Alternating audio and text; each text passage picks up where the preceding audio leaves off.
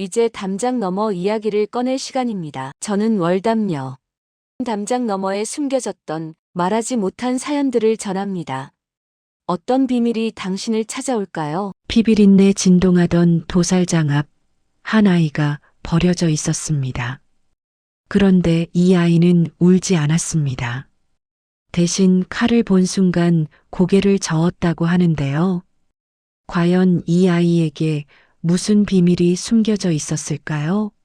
지금부터 그 놀라운 이야기 시작하겠습니다. 조선 팔도에서도 가장 천한 곳이라 손가락질 받던 한양 성박 백정촌. 그곳에 막세라는 사내가 살고 있었습니다. 막세의 나이는 45. 평생을 칼 하나로 살아온 도살장의 칼잡이였습니다. 날이 밝기 전부터 어둠이 내릴 때까지 그의 손에서는 피가 마를 날이 없었습니다. 소를 잡고 돼지를 잡고 때로는 말까지 잡았습니다. 칼을 쥔 지 30년. 그의 손은 굳은 살로 뒤덮여 있었고 손톱 밑에는 아무리 씻어도 빠지지 않는 핏물이 스며들어 있었습니다. 사람들은 막세를 보면 코를 막고 돌아섰습니다. 아무리 물로 씻어도 그의 몸에서는 죽음의 냄새가 진동했으니까요. 양반들은 막세의 그림자조차 밟지 않으려 했습니다. 길에서 마주치면 침을 뱉고 욕설을 퍼부었습니다. 백정은 사람도 아니었습니다. 그저 더러운 짐승을 잡는 또 다른 짐승일 뿐이었습니다. 막세에게는 아내도 없었고 자식도 없었습니다. 어떤 여인이 죽음의 냄새를 풍기는 사내와 살고 싶어 하겠습니까? 그는 평생을 홀로 살았습니다. 도살장 뒤편 좁은 움막. 그곳이 막세의 전부였습니다. 낮에는 칼을 휘두르고 밤에는 술로 하루를 지웠습니다. 그렇게 30년을 살아왔습니다. 사람들은 막세가 아무 감정도 없는 사람이라고 생각했습니다. 날마다 짐승의 목을 치는데 어찌 인간의 마음이 남아있겠냐고 수군거렸습니다. 하지만 아무도 몰랐습니다. 막세가 밤마다 술에 취해 울부짖는 이유를, 칼을 휘두를 때마다 짐승의 눈에서 본 공포가 그의 꿈속까지 따라와 괴롭히는 것을 막세는 알고 있었습니다. 자신이 잡는 짐승들도 살고 싶어 한다는 것을, 죽기 싫어 발버둥 친다는 것을, 하지만 멈출 수 없었습니다. 이것이 그의 업이었고 이것으로 밥을 먹고 살아야 했으니까요. 어느 겨울 새벽이었습니다. 막세는 여느 때처럼 도살장 문을 열기 위해 칼을 챙기고 나왔습니다. 새벽 공기는 칼날처럼 차갑고 날카로웠습니다. 그런데 도살장 문 앞에 이상한 것이 놓여 있었습니다. 낡은 삼배 보자기에 쌓인 작은 꾸러미. 처음에는 누가 버린 쓰레기인 줄 알았습니다. 하지만 그 꾸러미가 움직였습니다. 막세가 조심스럽게 보자기를 열자 그 안에는 갓난아기가 있었습니다. 추위에 떨고 있었지만 울지 않았습니다. 그저 까만 눈동자로 막세를 빤히 올려다볼 뿐이었습니다. 막세는 당황했습니다. 평생 짐승만 다뤘지 사람 새끼는 처음이었습니다. 더구나 도살장 문 앞에 아이를 버린다는 것은 죽으라는 뜻이나 마찬가지였습니다. 보통 사람이라면 마을 어기 큰 집 사랑채 앞이나 절 입구에 아이를 놓고 갈 텐데 하필이면 천하에서 가장 더럽다는 도살장 앞에 아이를 버렸다는 것은 이 아이가 그만큼 원치 않는 존재였다는 뜻이었습니다. 막세는 아이를 다시 보자기로 싸서 문 옆에 두려고 했습니다. 자신은 제 한 몸 건사하기도 벅찬 처지였습니다. 아이를 키울 여력도 자격도 없었습니다. 그런데 그때였습니다. 막새가 도살장 문을 열고 안으로 들어가려는데 아이가 처음으로 소리를 냈습니다. 울음이 아니었습니다. 마치 무언가를 경고하는 듯한 낮은 신음소리였습니다.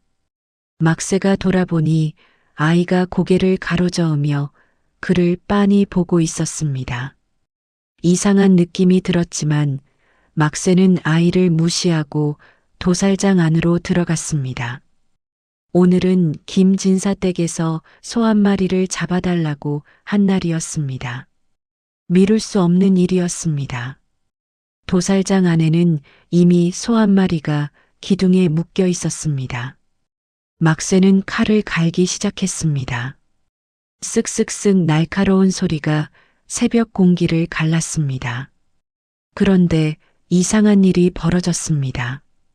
아무리 갈아도 칼날이 무뎌지는 것이었습니다. 30년 칼을 다룬 막새였지만 이런 일은 처음이었습니다. 막새가 고개를 갸웃거리며 다시 칼을 갈려는데 밖에서 다시 아이의 신음소리가 들려왔습니다. 조금 전보다 더 크고 절박한 소리였습니다. 그리고 그 순간이었습니다. 쾅! 도살장 천장에서 굵은 대들보 하나가 떨어졌습니다. 만약 막새가 그 자리에 서 있었다면 머리가 깨져 죽었을 것입니다. 하지만 막새는 아이 소리가 신경 쓰여 창문 쪽으로 몸을 돌린 참이었습니다. 대들보는 막새가 서 있던 자리, 정확히 소의 목을 치려던 그 자리에 떨어졌습니다. 막새는 식은땀을 흘리며 밖으로 나왔습니다. 문 앞에 놓인 아이는 여전히 그를 빤히 보고 있었습니다. 하지만 이제는 고개를 가로젓지 않았습니다. 마치 위험이 지나갔다고 말하는 것 같았습니다. 막새는 더 이상 아이를 버릴 수 없었습니다. 그 아이가 자신의 목숨을 구했다는 확신이 들었기 때문입니다. 그는 아이를 안고 움막으로 돌아왔습니다. 아이를 안아보니 너무나 가벼웠습니다. 뼈만 앙상하게 남은 것 같았습니다. 막새는 서툰 손놀림으로 미음을 쑤어 아이에게 먹였습니다. 아이는 개걸스럽게 미음을 삼켰습니다. 얼마나 굶주렸는지 작은 몸이 부들부들 떨렸습니다. 그날부터 막새의 움막에는 아이가 하나 더 생겼습니다. 막새는 아이에게 쇠붙이라는 이름을 지어주었습니다. 철쇠자에 붙을 붙자, 막새에게 붙어서 살라는 뜻이었습니다. 쇠붙이는 다른 아이들과 달랐습니다. 배가 고파도 울지 않았고 아파도 울지 않았습니다. 하지만 가장 이상한 것은 피를 봐도 전혀 놀라지 않는다는 점이었습니다. 보통 아이들은 피를 보면 겁을 먹고 울음을 터뜨립니다. 하지만 쇠붙이는 달랐습니다. 막새가 도살장에서 짐승을 잡아 피투성이가 된 채 돌아와도 쇠붙이는 웃으며 막새를 반겼습니다. 오히려 쇠붙이는 피를 보면 더 조용해졌습니다. 마치 깊은 생각에 잠긴 것처럼 먼 곳을 바라보곤 했습니다. 3살이 되던 해였습니다. 쇠붙이는 막새를 따라 도살장에 나가기 시작했습니다. 막새는 아이를 집에 두고 가기가 불안했습니다. 무슨 일이라도 생기면 어쩌나 싶어서였습니다. 도살장은 아이가 있을 곳이 아니었습니다. 하지만 쇠붙이는 전혀 무서워하지 않았습니다. 오히려 신기한 듯 두리번거리며 막새의 일을 지켜봤습니다. 그런데 묘한 일이 벌어지기 시작했습니다. 쇠붙이가 고개를 가로젓는 날이면 반드시 이상한 일이 생겼습니다. 칼이 부러지거나 짐승이 갑자기 날뛰어 사람이 다치거나 기둥이 무너지는 일이 벌어졌습니다. 처음에는 우연이라고 생각했습니다. 하지만 그런 일이 계속 반복되자 막새는 깨달았습니다. 쇠붙이가 무언가를 미리 아는 것 같다고. 막새가 돼지를 잡으려 칼을 드는데 쇠붙이가 고개를 저었습니다. 막새는 이상하다 싶어 칼을 내려놨습니다. 그런데 바로 그 돼지가 갑자기 발작을 일으키며 쓰러졌습니다. 나중에 알고 보니 그 돼지는 병든 돼지였습니다. 만약 그 고기를 팔았다면 사람들이 병에 걸렸을 것입니다. 쇠붙이가 막은 것입니다. 또 다른 날에는 소를 잡으려 하는데 쇠붙이가 고개를 저었습니다. 막새가 멈추자 갑자기 천둥이 치고 비바람이 몰아쳤습니다. 도살장 지붕이 날아갈 뻔했습니다. 쇠붙이는 죽음의 기운을 느낄 수 있었습니다. 짐승이 죽을 때가 아닌 시간에 칼을 대면 그 죽음의 기운이 엇갈려 사고가 난다는 것을 알고 있었던 것입니다. 막새는 놀라웠습니다. 이 작은 아이가 자신보다 더 짐승의 마음을 읽을 줄 안다는 사실에 쇠붙이의 능력은 점점 더 정교해졌습니다. 5살이 되자 쇠붙이는 단순히 고개를 젓는 것을 넘어 손가락으로 시간을 가리키기 시작했습니다. 해가 3번 뜨고 지면 잡아야 한다거나 달이 차면 잡으면 안 된다거나 하는 시기였습니다. 막새가 쇠붙이의 말을 따르자 신기하게도 짐승들은 고통 없이 순순히 죽음을 받아들였습니다. 그리고 그렇게 잡은 고기는 맛이 달랐습니다. 부드럽고 누린내가 없었습니다. 손님들이 막새가 잡은 고기를 찾기 시작했습니다. 소문은 빠르게 퍼졌습니다. 백정촌의 막새에게 신기한 아이가 있다고. 그 아이가 고개를 끄덕이는 날 잡은 짐승은 극상품이고 고개를 젓는 날 잡으면 사고가 난다고. 처음에는 단순한 미신 정도로 치부되었습니다. 하지만 직접 목격한 사람들이 늘어나면서 소문은 점점 더 구체적으로 변했습니다. 그리고 마침내 무서운 소문이 돌기 시작했습니다. 그 아이는 짐승만이 아니라 사람의 죽음도 안다고. 누가 언제 죽을지 미리 알 수 있다고. 이 소문은 한양 장터를 거쳐 양방과 사랑방까지 흘러 들어갔습니다. 그리고 마침내 포도청 포졸의 귀에까지 들어갔습니다. 어느 날 아침 도살장 앞에 포도청 포졸 셋이 나타났습니다. 막새는 등줄기에 식은땀이 흘렀습니다.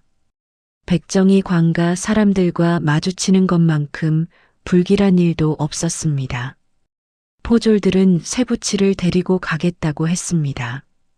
포도대장께서 직접 보고 싶어 하신다는 것이었습니다.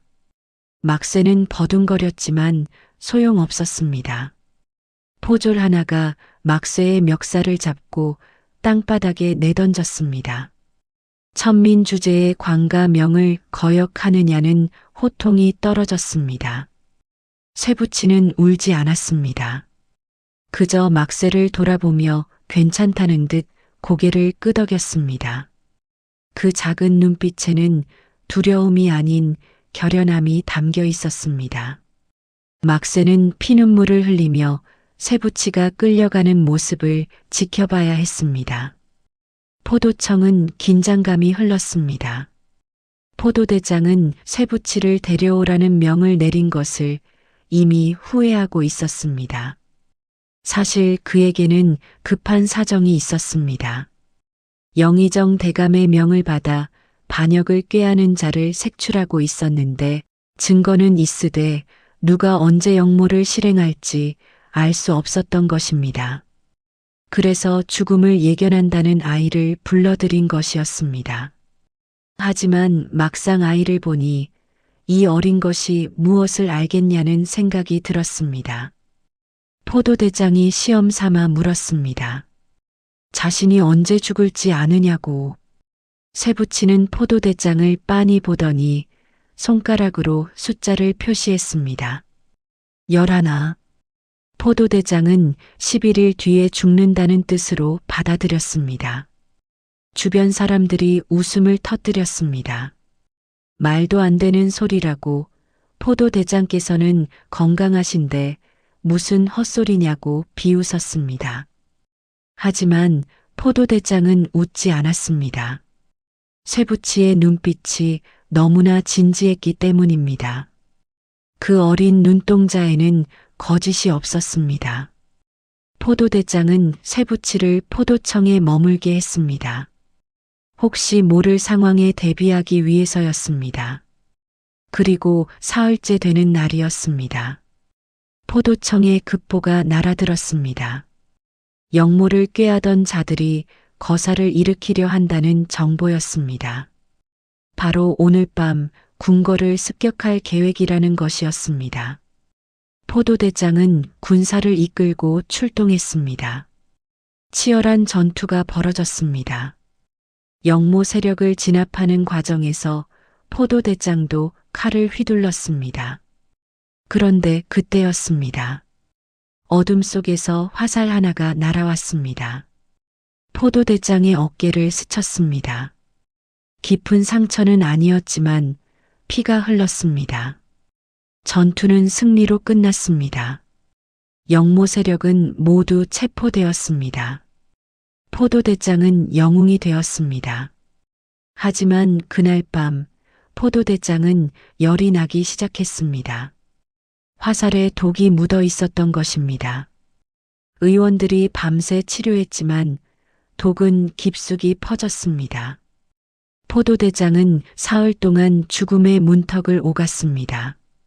그리고 정확히 쇠부치가 말한 11일째 되는 날, 포도대장은 간신히 의식을 회복했습니다. 독이 빠진 것입니다. 하지만 11일 동안 그는 죽음과 같은 고통 속에 있었습니다. 포도대장은 깨달았습니다. 쇠부치가 말한 것은 실제 죽음이 아니라 죽음의 고통을 겪게 될 시간이었다는 것을. 그는 쇠부치를 불러 물었습니다. 영모군 중에서 아직 잡히지 않은 자가 있느냐고. 쇠부치는 고개를 끄덕였습니다. 그리고 포도청 안을 가리켰습니다. 범인은 밖이 아니라 안에 있다는 뜻이었습니다. 포도대장은 섬뜩했습니다.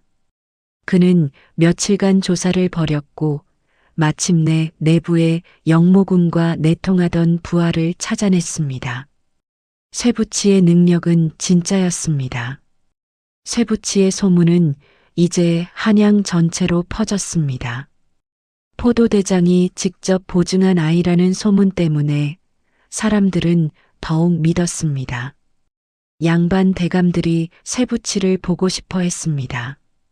자신이 언제까지 살지, 재물은 어떤지, 자손은 잘 될지 궁금해했습니다. 하지만 쇠부치는 함부로 말하지 않았습니다. 그저 필요한 순간에만, 위험한 순간에만 고개를 저었습니다. 막새는 매일같이 포도청 앞에서 쇠부치를 기다렸습니다. 비가 오나 눈이 오나 그 자리를 지켰습니다. 천민 주제에 포도청 안으로 들어갈 수는 없었기에 그는 밖에서만 기다릴 수밖에 없었습니다. 한 달이 지난 어느 날 포도대장이 직접 나와 막새를 불렀습니다. 포도대장은 막새에게 은자 10량을 주며 쇠부치를 포도청에 두겠다고 했습니다. 나라를 위해 필요한 아이라고 했습니다. 막새는 울먹이며 거절했습니다. 돈은 필요 없으니 아이만 돌려달라고 빌었습니다. 하지만 포도대장은 고개를 저었습니다. 이미 위에서 결정된 일이라고 영의정 대감께서 직접 관심을 보이신다고 했습니다. 막새는 땅바닥에 엎드려 빌었습니다. 자신은 쇠부치 없이는 살 수 없다고, 그 아이가 자신의 전부라고 울부짖었습니다. 포도대장은 잠시 망설이다가 마지막으로 쇠부치를 만나게 해주었습니다. 쇠부치는 막새를 보자 처음으로 눈물을 흘렸습니다. 하지만 곧 눈물을 닦고 막새에게 다가갔습니다. 그리고 막새의 손을 잡고 고개를 끄덕였습니다. 괜찮다고, 자신은 할 일이 있다고, 꼭 돌아오겠다고 말하는 것 같았습니다. 막새는 쇠붙이를 꼭 안았습니다. 그리고 속삭였습니다. 살아서 돌아와라. 아버지가 기다린다. 그것이 막새가 쇠붙이에게 한 유일한 말이었습니다. 쇠붙이는 영의정 대감의 저택으로 옮겨졌습니다. 그곳은 화려했습니다. 막새의 허름한 움막과는 천지 차이였습니다. 하지만 쇠붙이는 행복하지 않았습니다. 영의정은 쇠붙이를 아이가 아닌 도구로 대했습니다. 정적들을 제거하기 위한 수단으로만 생각했습니다. 영의정은 쇠붙이에게 물었습니다. 자신의 정적인 좌의정이 언제 죽을지, 병조판서는 언제 죽을지 물었습니다. 하지만 쇠붙이는 대답하지 않았습니다. 고개도 져지 않고 끄덕이지도 않았습니다. 그저 먼 곳을 바라볼 뿐이었습니다. 영의정은 화가 났습니다. 천한 백정의 자식 주제에 감히 자신의 말을 거역하느냐고 호통쳤습니다. 하지만 쇠붙이는 꿈쩍하지 않았습니다. 그날 밤 쇠붙이는 이상한 꿈을 꾸었습니다. 한 선비가 나타나 쇠붙이를 쓰다듬으며 말했습니다. 두려워 마라, 내 아들아. 내 안에 흐르는 피는 결코 천하지 않다. 쇠붙이는 꿈에서 깨어났습니다. 그리고 자신의 목에 걸린 작은 옥패를 만졌습니다. 막새가 쇠붙이를 주었을 때부터 목에 걸려있던 물건이었습니다. 그 옥패에는 작은 글자가 새겨져 있었습니다. 쇠붙이는 글을 읽을 줄 몰랐지만 그날 밤 옥패가 희미하게 빛났습니다. 다음 날 영의정의 저택에 손님이 찾아왔습니다. 늙은 스님이었습니다. 스님은 영의정에게 시주를 받으러 왔다고 했지만 실제로는 쇠붙이를 보러 온 것이었습니다. 스님은 쇠붙이의 옥패를 보고 눈을 크게 떴습니다. 그리고 조용히 물었습니다. 아이야, 내 어미가 누구냐? 쇠붙이는 대답할 수 없었습니다. 자신은 도살장 앞에 버려진 아이였고 어미를 본 적이 없었습니다. 스님은 한숨을 쉬었습니다. 그리고 영의정이 듣지 못하게 작은 목소리로 속삭였습니다. 이 옥패는 8년 전 억울하게 죽은 판관 이상봉의 것이다. 그분은 죄 없이 영모의 누명을 쓰고 참수되었지. 온 가족이 몰살당했는데 내가 살아있었구나. 쇠붙이의 눈이 흔들렸습니다. 스님은 계속 말했습니다. 그분을 죽인 자가 바로 지금의 영의정이다. 가짜 증거를 만들어 영모로 몰았지. 그래야 자신이 권력을 잡을 수 있었으니까. 쇠붙이는 온몸이 떨렸습니다. 자신이 지금 원수의 집에 있다는 사실을, 자신의 아버지를 죽인 자가 바로 눈앞의 영의정이라는 사실을.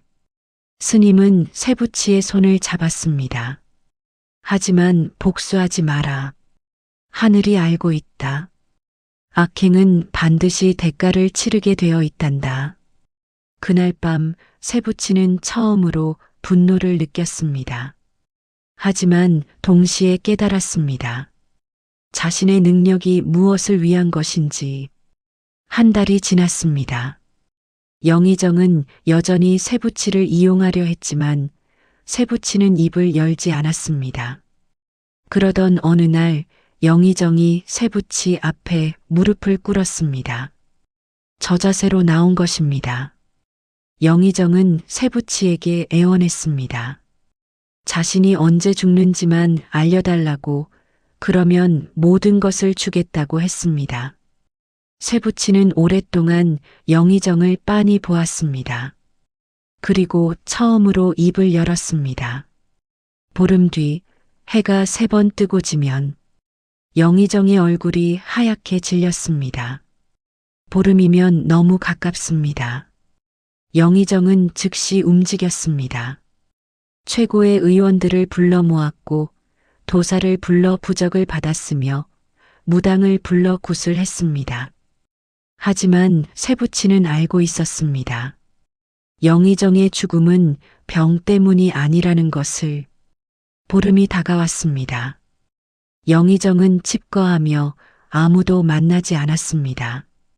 식사도 독사를 우려해 미리 검사한 것만 먹었습니다. 그리고 드디어 세부치가 말한 그날이 되었습니다. 새벽 궁궐에서 급한 전갈이 왔습니다. 임금이 영의정을 급히 부른다는 것이었습니다. 영의정은 거절할 수 없었습니다. 임금의 부름을 거역하면 영모로 몰릴 수 있었습니다. 영의정은 떨리는 마음으로 궁궐로 향했습니다. 가마 안에서 내내 부적을 움켜쥐었습니다. 궁궐에 도착하자 임금이 기다리고 있었습니다. 그런데 임금의 표정이 심상치 않았습니다. 임금은 영의정에게 한 통의 문서를 내밀었습니다. 그것은 8년 전 판관 이상봉을 영모로 몰 때 만들었던 가짜 증거 문서였습니다. 하지만 그 문서에서 새로운 사실이 발견되었습니다. 필적 감정 결과 문서를 조작한 사람이 바로 영의정이라는 증거가 나온 것입니다. 임금은 차갑게 말했습니다. 경은 충신을 역적으로 몰아 죽였소. 이는 영모보다 더 큰 죄요. 영의정은 변명했습니다.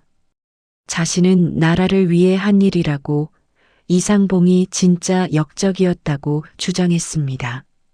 하지만 임금은 이미 모든 증거를 확인한 상태였습니다. 당시 함께 조작에 가담했던 자들이 양심의 가책을 이기지 못하고 자백한 것입니다. 임금은 선언했습니다. 영의정 김항구, 그대를 영모와 무고의 죄로 사형에 처한다. 집행은 3일 후 저자거리에서 참수형으로 하라. 영의정은 그 자리에서 쓰러졌습니다. 정확히 세부치가 예언한 그날이었습니다. 3일 후 저자거리에는 수많은 사람들이 모여들었습니다. 한때 나라를 좌지우지하던 영의정이 참수형을 당하는 것을 보기 위해서였습니다. 영의정은 죄인복을 입고 형장으로 끌려왔습니다. 그의 얼굴은 이미 죽은 사람처럼 핏기가 없었습니다. 형리가 칼을 들었습니다. 그 칼은 다름 아닌 막새가 만든 칼이었습니다. 아이러니하게도 영의정은 백정의 칼에 목이 잘리게 된 것입니다. 군중 속에 세부치가 서 있었습니다. 그리고 그 옆에는 막새가 있었습니다. 세부치가 풀려나 막새와 제외한 것은 영의정이 체포된 직후였습니다. 막새는 세부치를 끌어안고 통곡했습니다. 이제 두 사람은 영의정의 최후를 지켜보고 있었습니다. 형리의 칼이 번쩍였습니다. 하지만 그 순간 영의정이 소리쳤습니다. 잠깐, 나는 억울하다. 나는 나라를 위해 한 일이다. 하지만 아무도 귀 기울이지 않았습니다. 8년 전 이상봉 판관도 똑같은 말을 했었습니다. 자신은 억울하다고, 영모를 꾸민 적이 없다고. 하지만 당시 영의정이었던 김항구는 그 말을 묵살했습니다. 그리고 이상봉의 목을 쳤습니다. 이제 똑같은 일이 김항구에게 벌어지고 있었습니다. 칼이 내려왔습니다. 퍼! 영의정의 목이 떨어졌습니다. 세부치는 그 광경을 담담히 지켜보았습니다. 복수가 이루어진 것이었지만 세부치의 마음은 텅 비어 있었습니다. 막새가 세부치의 손을 잡았습니다. 이제 집에 가자. 세부치는 고개를 끄덕였습니다. 그날 이후 막새와 세부치는 백정촌으로 돌아왔습니다. 하지만 예전과는 달라졌습니다. 막새는 더 이상 아무 짐승이나 잡지 않았습니다. 쇠붙이가 고개를 끄덕이는 날에만 칼을 들었습니다. 그렇게 잡은 짐승은 고통 없이 죽었습니다. 마치 자신의 때가 되었다는 것을 아는 것처럼 순순히 고개를 숙였습니다. 막새는 깨달았습니다.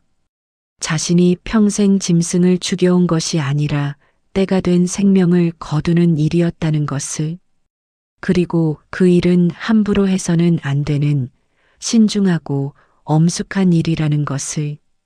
쇠붙이 덕분에 막새는 변했습니다. 술을 끊었고 밤마다 악몽에 시달리는 일도 없어졌습니다. 사람들도 막새를 보는 눈이 달라졌습니다. 여전히 백정이라는 천한 신분이었지만 적어도 필요한 사람으로 인정받기 시작했습니다. 쇠붙이는 10살이 되었습니다. 이제 말도 제법 할 줄 알게 되었습니다. 어느 날 쇠붙이가 막새에게 물었습니다. 아버지, 왜 사람들은 백정을 천하다고 해요? 막새는 한참을 생각하다가 대답했습니다. 글쎄다. 아마도 사람들이 죽음을 무서워하기 때문이겠지. 우리는 날마다 죽음을 다루잖니. 그래서 우릴 두려워하는 거야. 쇠붙이가 다시 물었습니다. 그럼 저는 뭐예요? 저도 백정인가요? 막새는 쇠붙이를 꼭 안았습니다. 너는 판관의 아들이다. 하지만 그것보다 더 중요한 건 너는 내 아들이라는 거야. 쇠붙이는 막새의 품에 얼굴을 묻었습니다. 전 아버지 아들이면 돼요. 다른 건 필요 없어요. 세월이 흘러 쇠붙이는 15이 되었습니다. 이제 제법 청년이 되었습니다. 쇠붙이의 소문은 여전했습니다. 죽음을 예견하는 신기한 능력을 가진 아이라는 소문 말입니다. 하지만 쇠붙이는 그 능력을 함부로 쓰지 않았습니다. 오직 꼭 필요한 순간에만, 생명을 구할 수 있는 순간에만 사용했습니다. 어느 날 마을에 전염병이 돌았습니다. 많은 사람들이 죽어갔습니다. 의원들도 속수무책이었습니다. 어떤 약을 써도 병은 낫지 않았습니다. 쇠붙이는 마을을 돌아다니며 병든 사람들을 보았습니다. 그리고 각각의 사람에게 다가가 손을 얹었습니다. 어떤 사람에게는 고개를 끄덕였고 어떤 사람에게는 고개를 저었습니다. 고개를 끄덕인 사람들은 곧 병이 나았습니다. 고개를 저은 사람들은 끝내 죽었습니다. 사람들은 쇠붙이가 살릴 사람과 죽을 사람을 구분한다고 생각했습니다. 하지만 진실은 달랐습니다. 쇠붙이는 고개를 끄덕인 사람들에게 살아야 할 이유를 찾아주었습니다. 가족을 위해, 이루지 못한 꿈을 위해, 세상에 남겨야 할 것을 위해. 그 이유를 발견한 사람들은 스스로 병을 이겨냈습니다. 반대로 고개를 저은 사람들은 이미 살 의지를 잃은 사람들이었습니다. 쇠붙이가 할 수 있는 것은 그들이 편안히 가도록 곁을 지켜주는 것뿐이었습니다. 쇠붙이의 능력은 죽음을 예견하는 것이 아니었습니다. 생명의 의지를 읽는 것이었습니다. 막새는 그런 쇠붙이를 자랑스러워했습니다. 평생 죽음만 다뤄온 자신이 생명을 살리는 아들을 키워낸 것입니다. 쇠붙이가 20살이 되던 해 조정에서 특별한 제안이 왔습니다. 쇠붙이를 관직에 앉히겠다는 것이었습니다. 아버지 이상봉의 명예가 회복되었고 그 아들로서 벼슬을 받을 자격이 있다는 것이었습니다. 쇠붙이는 고민했습니다. 관직에 나가면 더 많은 사람을 도울 수 있을 것입니다. 하지만 동시에 막새를 떠나야 했습니다. 막새는 쇠붙이에게 말했습니다. 가거라. 내 아비는 판관이셨다. 너는 판관의 아들로 살아야 한다. 하지만 쇠붙이는 고개를 저었습니다. 아닙니다, 아버지. 제 진짜 아버지는 아버지예요. 저를 주어서 키워주시고 사람으로 대해주신 분은 아버지뿐이에요. 막쇠의 눈시울이 붉어졌습니다. 쇠붙이는 계속 말했습니다. 그리고 저는 깨달았어요. 제 능력은 높은 곳에서 쓰라고 주어진 게 아니라는 걸요. 그럼 가장 낮은 곳, 가장 천한 곳에서 쓰라고 주어진 거예요. 죽음을 가장 많이 보는 곳, 생명이 가장 하찮게 여겨지는 곳. 바로 여기요. 막쇠는 쇠붙이를 끌어안았습니다. 정말 내 아들이 다 컸구나. 쇠붙이는 조정의 제안을 거절했습니다. 그리고 막쇠와 함께 백정촌에 남기로 했습니다. 그로부터 30년이 흘렀습니다. 막쇠는 75의 나이로 평화롭게 눈을 감았습니다. 임종 직전 그는 쇠붙이에게 말했습니다. 너를 만나서 내 인생이 바뀌었다. 고맙다 아들아. 쇠붙이는 막쇠를 양지바른 언덕에 묻어주었습니다. 그리고 쇠붙이 역시 백정의 일을 이어받았습니다. 하지만 예전의 백정과는 달랐습니다. 쇠붙이는 짐승을 잡을 때 반드시 고마움을 표했습니다. 내 생명을 받아 우리가 산다고 고맙다고 말했습니다. 그렇게 잡은 고기는 마을 사람들에게 공평하게 나누어졌습니다. 가난한 사람도 부자도 양반도 천민도 모두 똑같이 받았습니다. 사람들은 쇠붙이를 존경했습니다. 더 이상 백정을 천하다고 여기지 않았습니다. 쇠붙이는 깨달았습니다. 진짜로 천한 것은 신분이 아니라 생명을 함부로 대하는 마음이라는 것을. 피를 가장 많이 보던 사내 막쇠는 평생 처음으로 사람 하나 살리는 법을 배웠습니다. 그리고 그 사람은 다름 아닌 자기 자신이었습니다. 쇠붙이를 만나기 전 막쇠는 이미 죽은 사람이나 다름없었습니다. 살아있되 살아있지 않은, 숨쉬되 숨쉬지 않는 존재였습니다. 하지만 쇠붙이가 왔습니다. 그 작은 아이가 막쇠에게 삶의 의미를 돌려주었습니다. 피를 보면 울지 않던 아이는 사실 누구보다 생명을 소중히 여기는 아이였습니다. 칼을 보면 고개를 저었던 것은 함부로 생명을 빼앗지 말라는 경고였습니다. 세상은 여전히 불공평했습니다. 신분의 차별은 계속되었습니다. 하지만 적어도 쇠붙이가 있는 곳만큼은 달랐습니다. 그곳에서는 모든 생명이 동등했습니다. 사람도 짐승도 양반도 천민도 모두 똑같이 소중한 생명이었습니다. 쇠붙이는 오늘도 도살장 앞에 서 있습니다. 하지만 이제 그곳은 죽음의 장소가 아닙니다. 생명의 의미를 깨닫는 장소입니다. 피를 보면서도 울지 않는다는 것은 죽음을 두려워하지 않는다는 뜻이 아니었습니다. 죽음 너머에 있는 진짜 의미를 본다는 뜻이었습니다. 막쇠가 배운 것, 그것은 바로 이것이었습니다. 칼을 휘두르는 것이 중요한 게 아니라 언제 칼을 내려놓아야 하는지 아는 것이 중요하다는 것.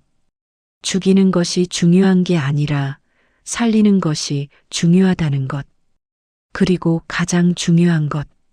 천한 신분이라도 아무것도 가진 게 없어도 누군가를 진심으로 사랑할 수 있다는 것. 그것이 진짜 사람을 사람답게 만드는 것이라는 것. 오늘 밤의 이야기 어떠셨나요?